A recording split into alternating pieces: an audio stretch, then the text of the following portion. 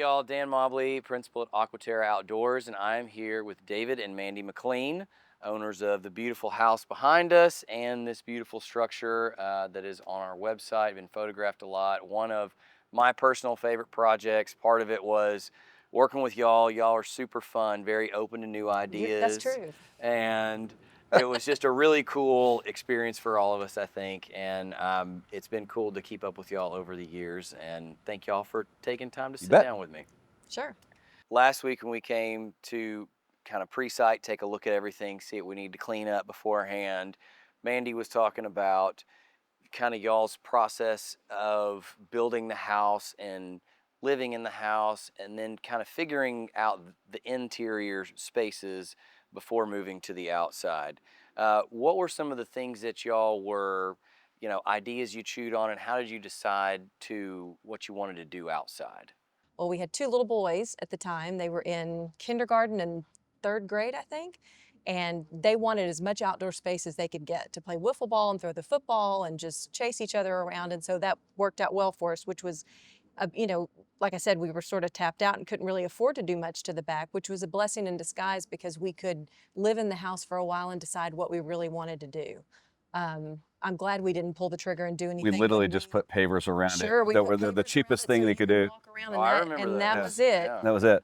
But it forced us to sort of wait, really live here for a while, decide what we wanted to do out here. And as our boys grew up, they didn't want to throw the football around as much anymore, and they didn't want to play wiffle ball out here with their friends anymore. Now they want to hang out with their friends and watch college football, and they want to be out here and enjoy this kind of outdoor living space we have. One other thing too I'd add is that David mentioned, how when we were building our home, we wanted to be able to look from the front out. We wanted to be able to take advantage of this outdoor space. And I enjoy, as much as being out here and hanging out and being in the cabana, I enjoy looking out my back windows and seeing the cabana. I think it has doubled our living space, and it has just I've fallen in love with my home all over again because every time I look out those back windows, I just see this beautiful space. Now that you talked about your boys and kind of the evolution of what they do for fun. Sure. And you mentioned that they were hanging out in here. How do y'all use this space? Obviously sports, but what other kind of stuff? Well, that's one of the neatest things is our youngest just graduated from high school, and I don't know if it was in the yearbook or if it was their graduation or if it was a baseball thing, something where a lot of their friends were their most memorable moment from high school. And when the Rangers went to the World Series last year, we're playing Houston, maybe in the championship. They had, our son had 20 friends over here, and they were in this cabana, hanging out, watching right there, and like 10 different kids in the school said that was their favorite memory from high school. From high school. Yeah, That's their senior cool. year. Yeah. This is pretty cool. So they're consumers of the bar area. And Yeah. our college kids, their friends go over. I mean, they're when people come over and see it, the first thing they say is, "Man, this is like a resort." Yeah. Also family holidays, things like that.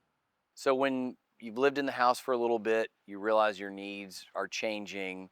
How did y'all go about kind of figuring out who to partner with to design and build a space like this? I had actually saved probably a couple of years, maybe a year before, a photograph of a picture from a magazine, just like a local, home advertisement magazine. AquaTerra had a layout, and I loved what they'd done. So I held on to that picture, and when the time came, I said, "Oh, I have an idea." So, and that's. And I was still ready to veto it. I was like, well, I was humoring her, and I can remember it was during COVID because our first meeting was video because we could and just to show you how it was immediately sold. I mean, as you were kind of presenting, maybe it was our second meeting when you were kind of presenting what we had. We described everything we wanted and our thought process, and your blueprint, your plan.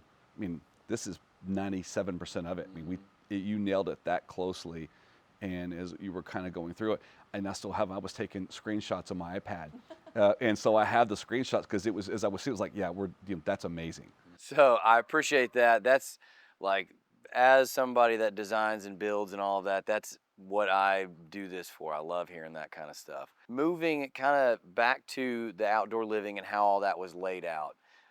Something that I'm a big believer in just in space planning is furniture layouts during design.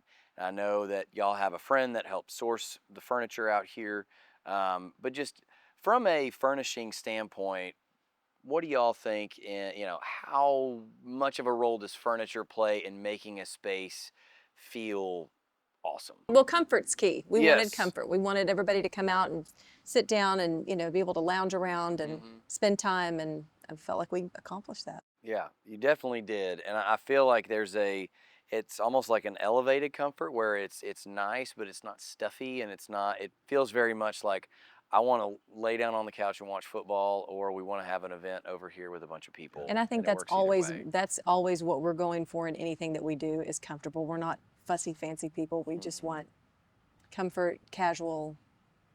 Yeah. That's it. Knowing what you know now about the build process, both with house, with this outside, what do you wish you would have known then that you know now, since hindsight's always 2020? The biggest thing I would say is more the landscaping. Based on your climate, we're so extreme heat. We've had some extreme winters the last few winters. We've battled with the landscaping, but that's with a big yard, you're going to battle with the landscaping. I would say do something that you can, if you're going to maintain it yourself, that you can truly maintain yourself. We've changed some things out. I think that's just the nature of it, though. What are your favorite elements that are within the space? What's something that if you had to do it all over again, you're like, I can't not do fill in the blank? Mentioned the heaters. They really allow us to use it, into the winter in the fall. In Dallas, right? A winter here is 52 degrees. Right. So, other than when it's really, really cold, they really extend the use. People come over here all the time and they want to know the brand. They want to use them. And people are routinely asking us to turn them down. We'll be out here and they're like, it's gotten too hot. That's one thing. The other thing was it's a simple thing, but we put in that built-in ice bucket. Yeah. That's awesome. Yeah, And we do use that that a holds lot. like Good. close to 100 pounds of ice. I mean, so there's no messing with a little ice bucket. I mean, you put it in there, and if you don't remember to drain it, I mean, it'll stay frozen for a couple of days. That's awesome. I think also too, one thing I wasn't thinking about when we did it, but now when we started the process, the way we connected the existing back patio to this cabana area. Yeah. Remember there was that patch of grass, I remember and that. I Yeah. love how it's all sort of seamless now. I think that was part of your design. It really blew us away the most was because we talked about different ideas. We wanted to connect it. We didn't know. We couldn't really put into words what we wanted. Mhm. And took it in a way that when we called you, weren't even conceiving of doing anything around the patio and up Mhm. there. It was really just this, and we weren't conceiving doing a fire pit. So it was, the cabana was, in some respects, the table stakes was the easiest part of this. It was the everything around the pool, from the planters to this decking to that, the steps to that fire pit, that I think made it a wow. Well, Dave and Mandy, thank y'all again. Y'all have an awesome space. I love to hear that y'all are living in the space, you're using the space, your kids are in the space when they're at home, They are. and creating core memories that, whether it's with family, whether it's with friends. I love to hear that. So thank you all for giving us the ability to create this space and for hosting us again tonight. You Well, bet. you're Thank very you. welcome. Well, anything for you guys. Dan's the man when it comes to designing an outdoor space. I appreciate that.